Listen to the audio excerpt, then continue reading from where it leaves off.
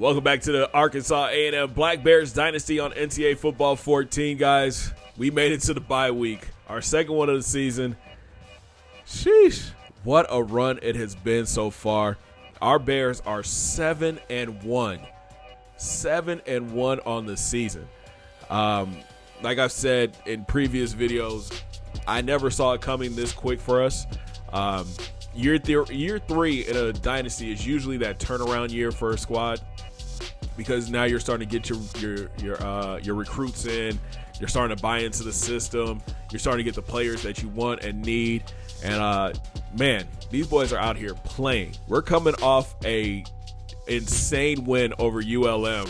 I watched the game back. That last touchdown, man, I was tripping because it was 5 seconds left. If he doesn't make that catch, we still had 1 second left, and it would have came down to a field goal to tie it up and send it to overtime. So, David Jones has been a monster for us. We'll talk about all the stats here in a second, but let's take a look at our schedule. It's been a crazy run this year. We started things off by beating Arkansas by 5 in the rivalry game. Then we came back home for the opener and lost to Stanford by 20. Now look at them, man. They're 4-4, not ranked anymore. We beat Georgia State, and that just started this run of wins for us. We beat Georgia State by 5. We beat Troy by 7. We beat Lafayette by 3. We put up 63 on our rivals, Arkansas State. We went into overtime with Texas State and won that one. And then we just won a close one with ULM 42-38. This team is finding ways to win games, and that is huge, especially as we get closer to the end of the season. They're playing together. They're playing as a team, whether it's Randy at quarterback or Todd at quarterback. The run game is waking up. The offensive line is playing great. My main concern for the rest of the season is the defense, and I'll show you guys why here in a few minutes. But here's a look at the Sun Belt, man, and the mighty have fallen. This has completely flipped from last year. Think about the bottom squads that were at the bottom of the Sun Belt last year. It was us, Idaho, and I think ULM. But A&M is first place in Sun Belt right now. Idaho is second. They're 5-1 and 3-0 in conference. Georgia State is 3-3, 2-1 in conference. South Alabama, who we have next for homecoming, they're 4-2, 2-1 in conference. A-State 2-4, 1-2 in conference. Troy is 2-4, 1-2 in conference. Texas State 1-5, 1-2 in conference. New Mexico State 4-4, 2-4 in conference. Then you got the Cajuns, they're 1-5, 0-3 in conference, and ULM is 0-6, 0-3 in conference. I mean, and it's not even close. Look at how many points we're putting up compared to everybody else, man. We've given up the most points, but we're also scoring the most points. Yes, sir. We got player of the week, man. Shout out to Randy for last week's game, man. He is named your Sun Belt Offensive Player of the Week. 20 of 32, 361, 4 touchdowns through the air, and 85 yards rushing, man. That game for him was just unreal, man. It was unreal. So let's take a look at our stats for the season so far. Randy is leading this offense. He's thrown for 1,473 yards, 13 touchdowns with 9 interceptions. I think this is the first time maybe in his career that the touchdowns are more than interceptions. I would love to see the interception number come down or stay where it's at right now and the touchdowns go up.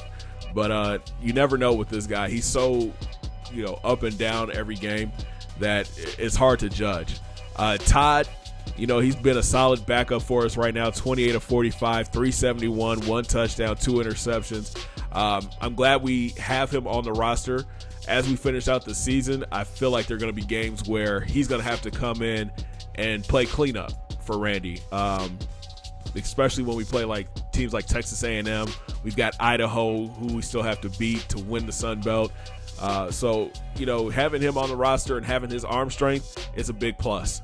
To the running game, Corey Gonzalez has been a beast for us, yo. He has been a complete gem. 104 carries, 623 yards, 9 touchdowns.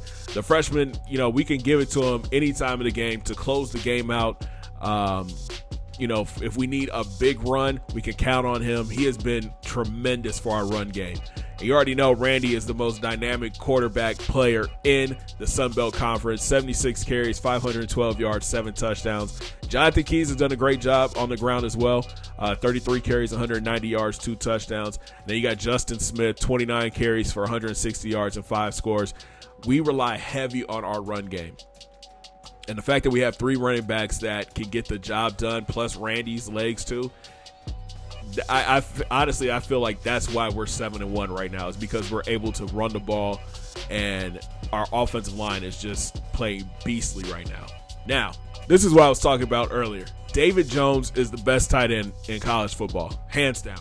Hands down. This dude is playing amazing right now. 42 catches, 613 yards, 5 touchdowns. He was off to a slow start at the beginning of the year. I think the first 3 games, we really didn't get him the ball. But something flipped, and I guess the quarterbacks realized that this guy is a weapon. And we're looking for him a lot more this year. I can honestly see him getting close to 1,000 yards before the season's over with. Easy. Keith Miller having a great season too, man. 27 catches, 322, 2 scores. I want to get him in the end zone more, but it's hard when, we got 3 running backs. RT can run the ball. David Jones can catch the ball. So that kind of sucks, but I want him to get more touches. A.J. Thompson has been great for us this year. 19 catches, 267, 3 scores. Marcus Brock, another guy we need to get the ball to more. 19 grabs, 275, and 2 scores. Jonathan Keys has done a great job catching the ball out of the backfield. 18 catches, 158, 2 scores. Vic Johnson is an interesting player for us. The first 2 seasons, he was integral in the offense. Now he's kind of like slid down the depth chart with all these other weapons kind of moving up. He had a couple of drops that, made me mad. I'm not even going to front. Especially in his last game, he was wide open on the sideline. All he had to do was catch the ball, turn, and run. It would have been a touchdown, but he dropped the ball. So, hopefully the rest of the games, the rest of the year, he'll be able to get more playing time, and he'll be able to make big catches for us, because I know he has it in him. Gonzalez has a catch. Justin Smith has a catch. Ty Hill has a catch, and this isn't real. This offensive line, man, has just improved beyond my belief. Led by Eddie Valentine at center. He's given up 2 sacks, but everybody else around us, man, around him is just playing lights out. I'm proud of these boys, man, because if you think about it, where we were at in our first season and how many sacks we gave up, and then in our second season, we still gave up a few sacks. This year, it's slowed down a lot. They're creating a pocket for RT to throw the ball. They're creating holes for our running backs to run. This group is going to continue to grow together because they're all freshmen and sophomores. So think about how good they're going to be in the next 2 years. Now to the side of the ball where I'm probably most disappointed. Our defense is just, I'm not going to say that they're bad, but they're on the verge of being bad. We're giving up way too many yards. We're not tackling. Even though Rob is probably leading the country in tackles right now with 58. Nate Johnson, a great freshman. So great freshman year so far, 42 tackles on the year. But look at the next group of people who lead this team in tackles. Ken Anderson, free safety, 31. Mark Prince, corner, 28. Mike Davis, corner, 26. Mark Lawson, corner, 25. Kevin Davis, corner, 20. Jamie Brown, corner, 17. And then we get to James Ryan, another linebacker with 16. When, what is that? 1, 2, 3, 4, 5, 6, 7, 8. 7 of your top 8 tacklers are from your secondary. There's a problem. There's a big problem. I feel like our defensive line is getting blown off the ball. I feel like our linebackers aren't coming down, filling gaps. It's just bad football. It's just bad football. And they've got to wake up, man. We're relying a lot on our offense right now to get us back into games. The defense will get a stop, and then it's like, okay, cool. We got our one stop. Now offense goes and score, and then, we did what we were supposed to do. We got our one stop, and then they fall asleep on the next drive, and they give up another touchdown. So, they got to wake up. We got to figure something out here in this bye week that, is going to get our defense better. and this is just my point right here.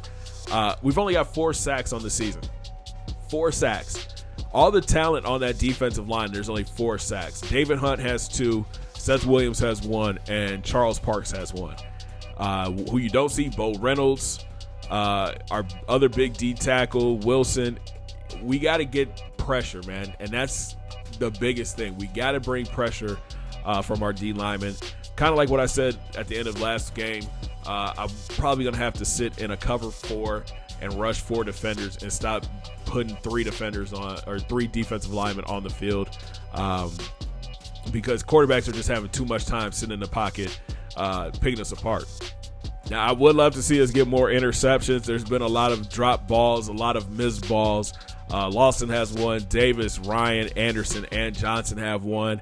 There have been times where balls have hit them in the hands and they just dropped it.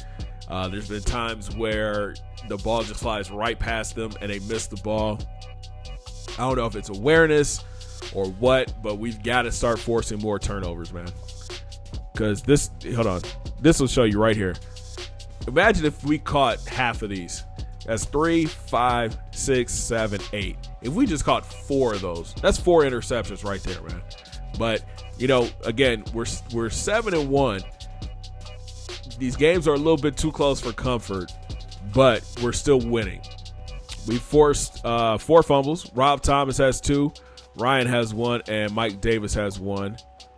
And then Parks and Williams and Davis have fumble recoveries. We have 2 defensive touchdowns. James Ryan with a pick 6, and then Seth Williams with a scoop and score. To the kicking game, man, Kelly Clark is doing a great job. He's 5 of 5 so far this year. As long as a 45-yarder, and he's perfect for extra points. So he's doing everything we need him to do. I really wish on kickoffs, though, he would hit the end zone. I hate that our kickoff coverage is so bad. I don't know who has a stronger leg, him or our punter, but I think I need to really look at that going into next week. That way we can start getting some touchbacks. And crazy thing is, man, we've only punted the ball 3 times. I didn't realize it was that low, but, Coach is a gambler, man. He wants to go for it on 4th down a lot, especially when we're like 4th and short. We consider 4th and short like 4th and 3, 4th and 4. We'll get a lot more. There's going to be a lot more punts coming. I can promise you that, because the schedule is going to get tougher in the second half of the season. In a return game, Jonathan Keys, a monster. 29 returns for 913 yards and 2 touchdowns. The 2 touchdowns came in one game. He hasn't really done much since, but I'm expecting him to get at least 1 more before the end of the season. And then in a punt return game, we haven't had too many punt returns. As you can see, he's only returned 5 punts this season. So like I said, this defense is pretty bad. We've given up 3,350 yards of total offense. 1,787 yards through the air, which is, not too bad in the country right now. We're not as bad as some teams, but it's still the bottom half. But rushing yards, we've given up 1,500 rushing yards, and that's still bottom of the list. Where are we at? Right there. There we go. Defense has to clamp up. We have to tackle a lot better, man. We've given up the most points too, haven't we? We're the bottom 4.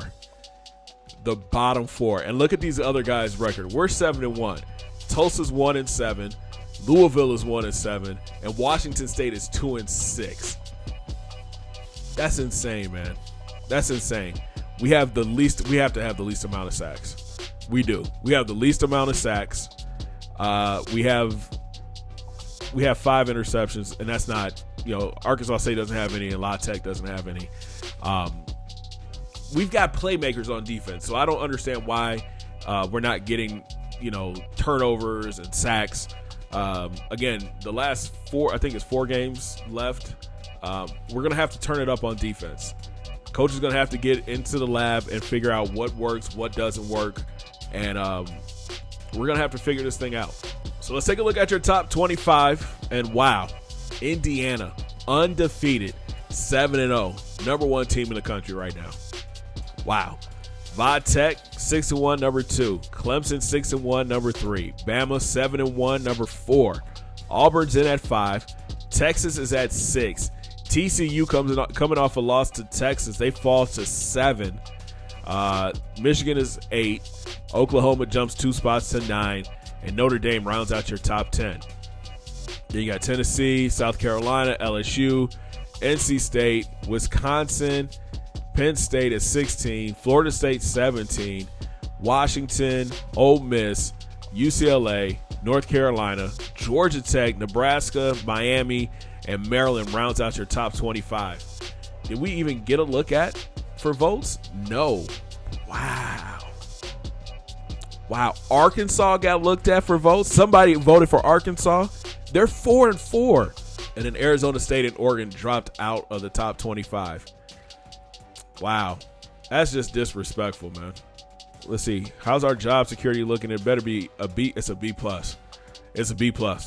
We're not going to get fired this year, fellas. We met our target win goal. But we don't have to worry about getting fired in the offseason, man. All right, boys, let's take a look at this recruiting board, and it's amazing, man. The players that we have on this board next year is gonna be so much fun. Kyle Butler is number 1 on our board right now, 6'5", 264, defensive end from Nevada, and he's this close to signing, man. He'll be on campus for homecoming when we take on South Alabama. And again, if you want to see his stats, this dude is a gem. He went up 10 points as soon as we scouted him. 85 speed, 88 acceleration, finesse move is there, block shed power move is there, the tackle, the hit power and pursuit is there. It's just gonna make that defensive line so much better. And this is what we need. We need somebody who's gonna come in and is gonna, get after the quarterback. But we've got 2 guys on our board that can do that. This is Corey Mark from Oklahoma. Oh man, we were up way more than this last week. So this makes me a little nervous. Notre Dame has crept up there. Okay. He's a 4-star DN from Oklahoma. And again, pass rush. 73 speed, 87 power move, 87 finesse, 85 block shed, 83 tackle, hit power is there, pursuit is there, play rec is there. We get these 2 defensive ends, it's a wrap for quarterbacks in the Sun Belt. Okay, good. Sean Brown, we still got a lead for him. The free safety from Nashville, Arkansas. Here's a look at his stats. 90 speed, 91 agility, 91 acceleration. He can tackle, decent hit power, great zone coverage and press. My plan with him is to make him, he's going to be a day 1 starter. We kick Ken Anderson down to maybe, a coverage linebacker or even he'll have to be a coverage linebacker or a special teamer, man, because this kid is too good to just have him sitting on the bench. We need coverage ability in the deep half and somebody who could definitely come down and make a tackle, and I think Sean can do that for us. Out wide, we're trying to get faster with wide receivers. This is Art Brown from Alabama. Great route running receiver, great hands. Not the fastest, 88 speed, but he can route you up, though. 84 route running, 76 catching, 78 spec. 78 release, 78 catching traffic. Yeah, he'll be another guy that, day 1 would come in and make an immediate impact on this offense. We're trying to shore up the middle of that defensive line. This is Corey Jean from Texas, 6'1", 274, 3-star prospect, man, and another beastly guy. 56 speed, 81 power move, 78 finesse, 78 block shed, 83 tackle, 75 pursuit, and 78 play rec. Again, we're losing Kevin Hunt at the end of the season. He's graduating, getting ready to go to the NFL. Corey Jean could come in, be part of the defensive line rotation. I'm really thinking about the freshman that we just signed, Bo Reynolds. We got him playing D end right now, but I'm thinking about kicking him inside to play D tackle. He's playing D tackle right now in some of our pass defense. So, I think these two guys could definitely make an impact on the interior line. We're in the lead for Richie Carroll from Paris, Tennessee, 6'2", 204, an athlete. He can play all over the field, really. He can play safety, maybe. He can play quarterback. But where I like him at is at wide receiver. That's 78 route running, 75 catching, 90 speed, 90 acceleration. That's a good look for him. Maybe with a red shirt, his release gets a little bit better. But yeah, I kind of like this kid a lot to play wide receiver for us. Now, coaches deem this kid a must-get, man. This is Bill Jennings from New Jersey, 5'10", 168. You see the teams that are behind us right now. Everybody saw something special in this kid. And I think, he can make a big impact. 93 speed, 86 acceleration, 83 acceleration, 86 agility.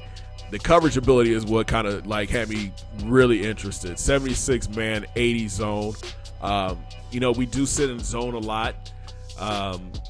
So I think putting him at a slot corner or even redshirting him next year, I think would help him out a lot, help our defense out a lot too. But the only thing that makes me nervous is his size, 5'10", 168. Once he gets on campus, we'll definitely put him on a weight program and get him up to at least 175, 180. Another corner to keep your eye on is Matt Scott from Kentucky, 6'2", 186, 3-star prospect, and we've got a huge lead for him right now. And again, speed, 91 speed, 87 agility, 88 acceleration. The coverage ability is nice, and he can press too. Just adding more depth to that cornerback room. I like the guys we have there right now: Mike Davis, Mark Lawson, Mark Prince. We've got a transfer that's going to be coming next season too. Are we coming off a red shirt next season? So this room is going to be deep. We're going to be a lot better, and a few of these guys might get red shirted too, just so they can get some more playing time in a couple years. Next season, we're losing, the end of next season, we're losing a lot of wide receivers, so we're trying to add some depth there. This is James Alexander from Macon, Georgia, 6'1", 191, 3-star prospect. He's close to signing to 88 speed, 78 agility, 83 acceleration, 70 catching, 75 route running. The release needs some work. A lot of these guys, man, that you're seeing on the wide receiver chart are definitely going to get redshirted next year. Just because we've got too much talent ahead of them. The only guy that's not going to get redshirted is Art Brown. He's going to play next year, day one. So this is Tyreek Larson from Pennsylvania, 6'2", 178, 3-star prospect. They got him marked down as a speed wideout, 92 speed, 80 agility, 88 acceleration. He's kind of a project receiver, though. I can see him being in a slot for us, 69 catching, 61 route running, 65 release. He could definitely be a candidate for the red shirt next season. We're trying to bring in more depth in the linebacker room. This is Dylan Gross from Pennsylvania, 6'7", 233, a 3-star prospect. And again, it's all about speed for us, man. We're looking to get faster. 84 speed, 63 agility, 95 acceleration. Decent tackling, 74. Great hit power, 78. He's definitely a first two down kind of linebacker because he has zero coverage ability. We do have Tyson Kidd, who's only a sophomore. Rob is a junior, and then Ryan is a sophomore as well. So we're just trying to add more depth, try to get more players in, so that way when those guys do leave, we have backups that can just step right in and can play and be ready to play. This is Lance Estes from California, 6'1", 229. We're trailing Notre Dame for him right now. He's the number 88 outside linebacker in the country. And he's another good one, man. 80 speed, 60 agility, 77 acceleration. He's a great tackler, 80 tackle. The hit power is not that great, but 74 play rec. Again, this is another guy that, is going to be able to play the first two downs. But when third down comes, he's got to come off the field. 68 man isn't bad, but that zone coverage is terrible. Here's another wide receiver, a JUCO transfer, Mike Blair from BB, Arkansas, 5'11", 192, 2-star prospect. And I think he's more of a project as well. 87 speed, 72 agility, 75 acceleration. Decent hands, 70 catching, 77 route running, 83 spec catch, 72 release. I can see him being a red shirt for sure. He come back I think he's a junior, so his red shirt junior year, and might be able to contribute to the team. My only concern is that 75 acceleration. Everything else I can work with, but that acceleration is pretty bad. Here's more D-line help. This is Eric Carter from Arkansas, 6'2", 245. We're trying to recruit more here at home too, man. That was a big thing for Coach this year, is to have more recruits from Arkansas. And this kid is solid, man. 70 speed, 77 acceleration, 76 power move, 71 finesse, 72 block shed. He's another one of those guys that could probably play inside better than outside. We'll have to see what we're looking like at D tackle going into next season and the season after that. If he decides to sign, he's definitely going to get redshirted. And then this is Jonathan Lamb, a 5'10", 233-pound middle linebacker for Mississippi. We're losing Rob at the end of next season, and we need some depth at middle linebacker. The guy we have there right now, I think we picked him up last season, but I'm not sure if he's ready to be a starting middle linebacker. What I'm thinking is when Rob graduates, James Ryan will be a senior. It would be his senior year, and I'm thinking about moving him back to middle linebacker, and hopefully we have another outside linebacker that could take Ryan's spot. But if not, Lamb could step up and be ready to make that jump. I like his traits. I love his speed. 85 speed, 84 acceleration, but he's got to work on his tackling. 72 tackle, 64 hit power. With a red shirt, all this would go up, and I think he would be close to like a 72, 73 when he comes off of his red shirt. So I probably should have did this first. My bad. Here are the players that have already signed. We picked this guy up last week. He signed his letter of intent.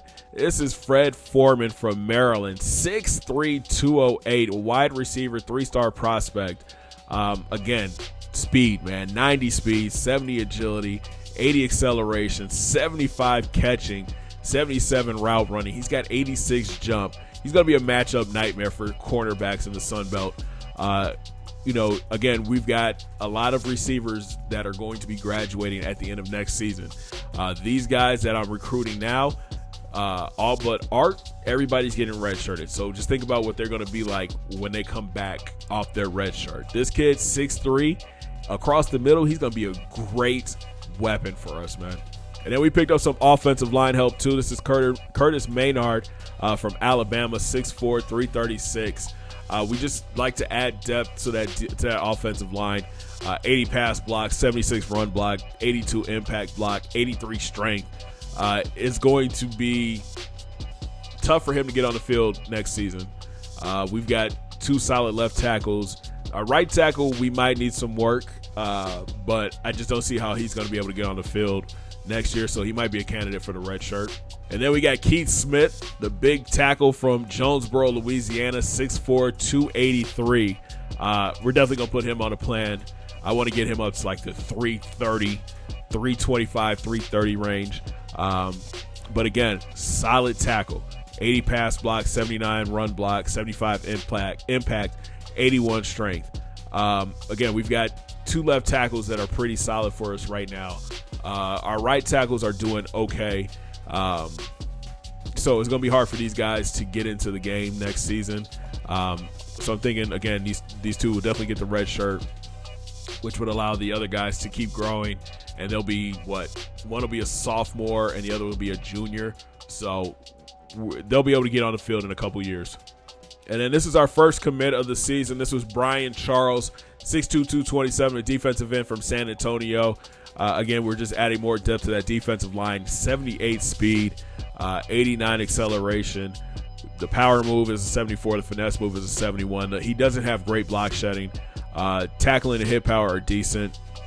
He could be redshirted because I think the 2 guys at the top are going to be starters day one. Mark and Butler are going to be like it's going to be fun to see how offensive lines next year handle these 2 freshmen. I honestly think Kyle Butler is going to lead the country in sacks next year. That's how good I think this kid is going to be. And I'm excited to get him here. He's real close. We've got a lot of guys coming in next week for homecoming. Kyle Butler will be here.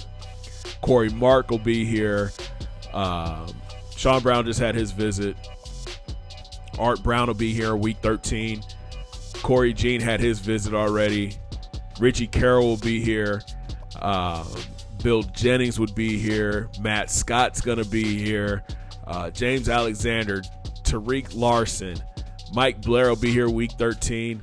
And then Eric Carter will be here week 13. So all the guys that are going to be here week 11, we're going to have to show out, man. That's why I'm saying, like, the defense is going to have to play lights out. You know, I might use or control the defensive line a little bit more just to get those sacks and those extra points.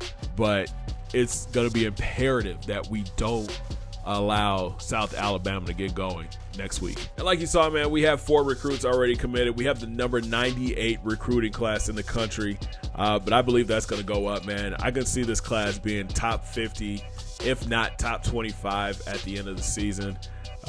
It's just a lot of talent on this board, and this team is going to be completely different next year. And we might have a chance to go undefeated next year. Let me not put that. I'm just going to put that out there. Just a little drop. We might have a chance. If these freshmen can come in and make an impact like I think they can, we'll have an undefeated season next year. Wow. So, guys, that's going to do it for the bye week.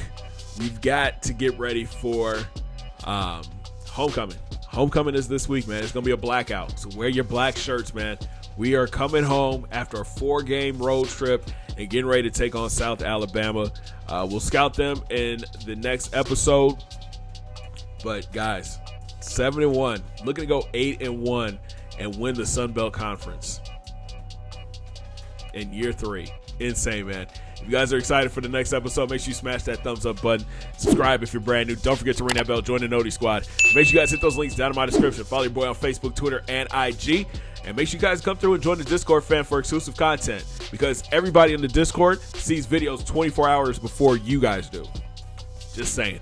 So we'll talk from the home squad, the home team. We'll talk from the Bear Den Stadium as we return home to take on USA. Have a great day, guys. 2 fingers in the air. Peace.